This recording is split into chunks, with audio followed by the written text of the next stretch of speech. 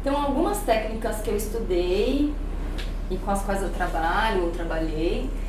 A primeira técnica que eu estudei, que foi fora da psicologia convencional, foi o MDR, que ele é dentro hoje, né, ele é classificado como técnica de saúde, como técnica médica e tudo, ele está muito estudado, tem muito estudo científico com o MDR, mas ele não é, até onde eu sei, ensinado dentro da escola médica ainda. MDR significa Eye Movement Desensitization and Reprocessing. Eu vou falar dele depois. É uma técnica para desensibilizar traumas, muito legal. Eu estudei outras coisas, regressão de memória, hipnose, meditação, PNL, coach, constelação. Não sei quais desses nomes vocês conhecem, mas eu pus alguns aqui, não pus todos. Esses que estão em letras maiores são os que eu mais trabalho. Então, o MDR, as constelações, Body Talk, o EFT, Theta Healing e o Access. Eu vou falar de algumas delas, não de todas, mas fico disponível tanto para falar de outras que vocês queiram saber caso eu conheça, quanto para falar de alguma que eu não tenha falado. Então, o MDR é uma técnica que foi desenvolvida pela Francine Shapiro para a liberação de traumas.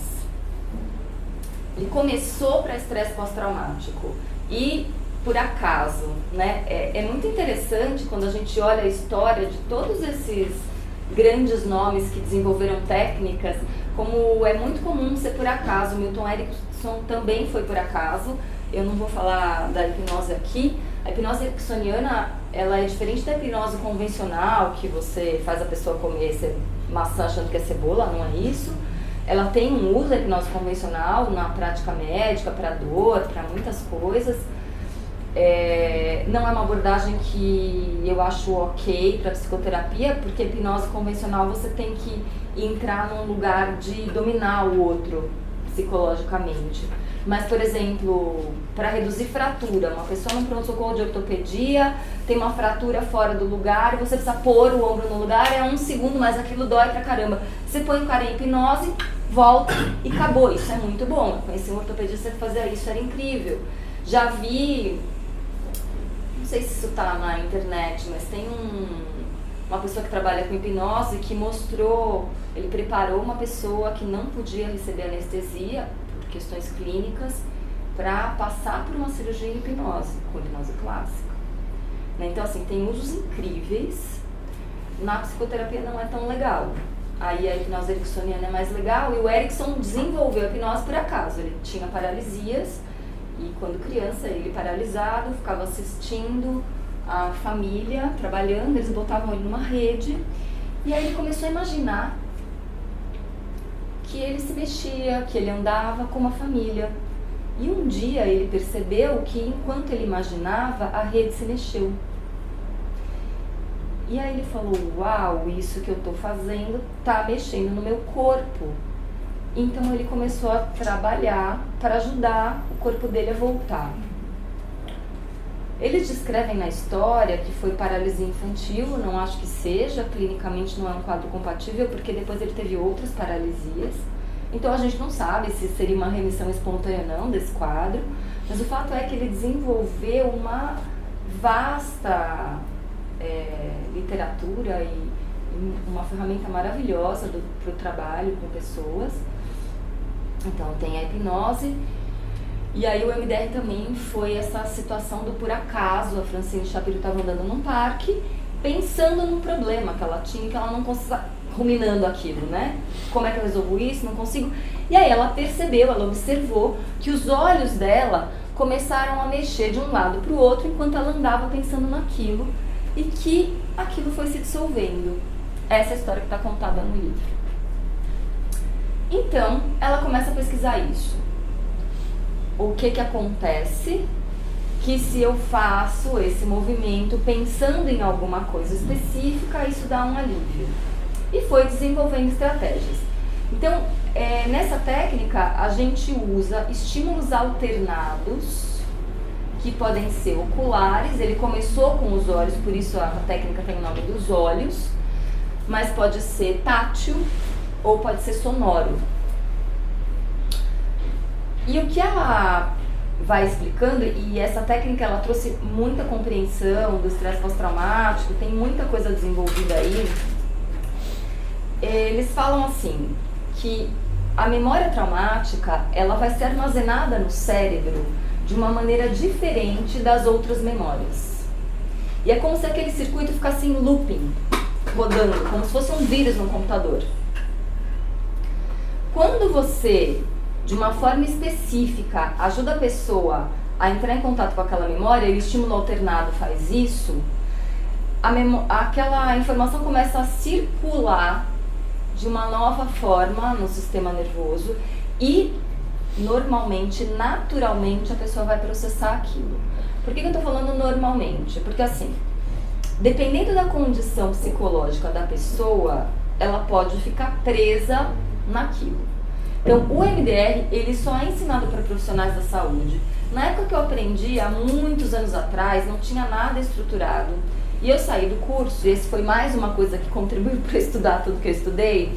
A pessoa que trouxe, a professora, que era uma professora que veio da Argentina na época, falou assim pra mim: agora que você aprendeu isso, você vai estudar hipnose, PNL e outras técnicas para você aprender a lidar com o que você vai ver surgir com isso aqui. Porque não tinha nada, só tinha tipo isto, e tinha uma discussão sobre trauma, como é que trauma funciona, graus de trauma, gravidade, etc. Tem trabalhos lindos com o MDR.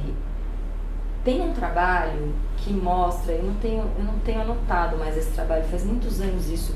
Ele avaliou quadros psiquiátricos diversos, transtorno de personalidade, transtorno obsessivo-compulsivo, transtorno bipolar, fobias, depressão, antes e depois de você tratar com MDR com trauma.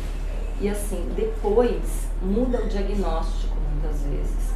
Eu trabalhei por pouco tempo com quadros psicóticos, né, esquizofrenia, transtorno bipolar, mesmo borderline eu tive não muitas pessoas, mas tive algumas em terapia que me ensinaram muito. Então eu não posso falar dos quadros psicóticos com essa técnica. O que eu posso dizer é, não é recomendado ser entrado uma vez, você pode desorganizar essa pessoa. Para quadros borderline é contraindicado, e tem um professor que diz que tem gente que nunca vai aguentar receber essa técnica. Então é importante uma avaliação, você saber quem é a pessoa e você colocar a técnica dentro de um processo terapêutico.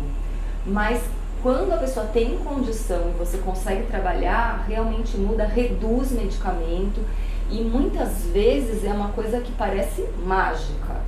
Então, dependendo do tipo de trauma, para fobia é maravilhoso, porque aí, estava falando, né, começou com estresse pós-traumático e essa técnica foi expandindo para outros tipos de quadro. Porque quando você entende o conceito de trauma como um evento que é uma sobrecarga, é uma coisa grande demais para aquele sistema, então você vai ampliar um pouco a questão do estresse pós-traumático. Porque o estresse pós-traumático, ele é um diagnóstico determinado por sintomas que você classifica e diz, olha, a pessoa teve esse evento e depois ela ficou com esses sintomas, está aqui o diagnóstico. Só que outras reações a psique, o corpo, a pessoa pode ter a partir de eventos que são uma sobrecarga e que não são iguais aos do estresse pós-traumático. E foi aí que essa técnica começou a ser expandida para outros quadros. É muito legal também para quadro psicossomático. A medicina convencional, ela classifica algumas doenças como psicossomáticas, gastrite, hipertensão arterial, né? E outras não. Eu penso que muito mais doenças são psicossomáticas do que a gente imagina, ou do que as que estão classificadas, e na minha percepção, as que estão classificadas, elas estão classificadas assim porque são aquelas que, bom, o convencional não deu conta aqui só com remédio, então vou precisar mexer na psique para ver se ajuda um pouco, né? Mas tem mais coisas, e eu, assim, alergias, Mas tem muitas condições que você mexendo na psique você resolve. De novo, a minha experiência maior é para aquilo que vai trazendo questões psicológicas, mas já vi pessoas com outros quadros mais físicos mesmo. Então, o MDR foi se estendendo para outros diagnósticos e é muito legal. Então, fobias, por exemplo, fobias específicas, que são fobias simples, quando a pessoa tem uma estrutura psicológica normal, sem questões emocionais maiores, às vezes com 1 ou 2 sessões você muda a vida da pessoa. Eu me lembro de um garoto que eu atendi que tinha fobia de prova, foi um atendimento, mudou a vida escolar do menino. A psicoterapia convencional não é capaz de fazer isso, né? Fobia de elevador, a gente mexe, se a pessoa tem uma estrutura mais comprometida, às vezes demora mais.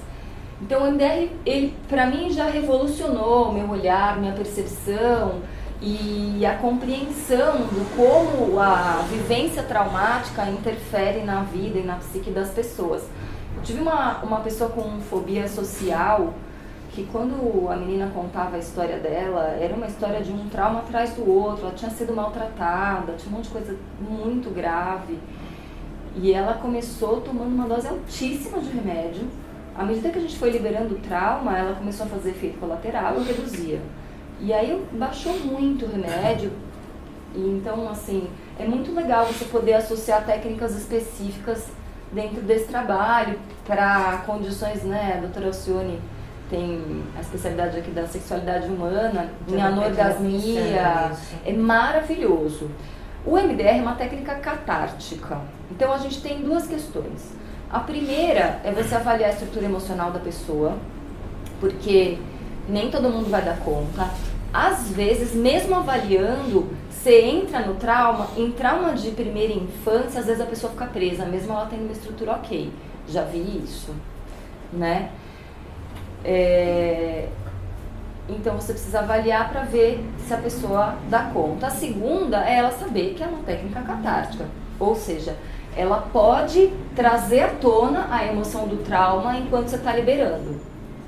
E pode ser que você precise de mais de um atendimento. Então tem questões aí que precisam ser cuidadas para a gente usar e dentro de um processo terapêutico. E ela tem uma segurança que ela está sendo ensinada para profissionais da saúde. Ela hoje já tem todo um protocolo que a pessoa que vai lá estudar, ela aprende como ter essas medidas de segurança, caso a pessoa fique presa no trauma, caso você não consiga completar a liberação, a pessoa está numa catarse, para você cuidar do jeito que a pessoa sai da sua sala, né? Como eu aprendi o MDR no momento que não tinha nada disso e eu tive que me virar, e a minha história foi me levando para outras técnicas, uma das técnicas que o MDR me levou foi o Body Talk, mas eu acho que está mais embaixo. Então eu faço de um jeito um pouco diferente esse protocolo, porque foi o jeito que funcionou mais para mim, mas hoje já está bem mais estruturado o ensino e eu acho que o aprendizado fica mais seguro para as pessoas todas, né? Porque, enfim, ele pode realmente trazer condições aí para você lidar.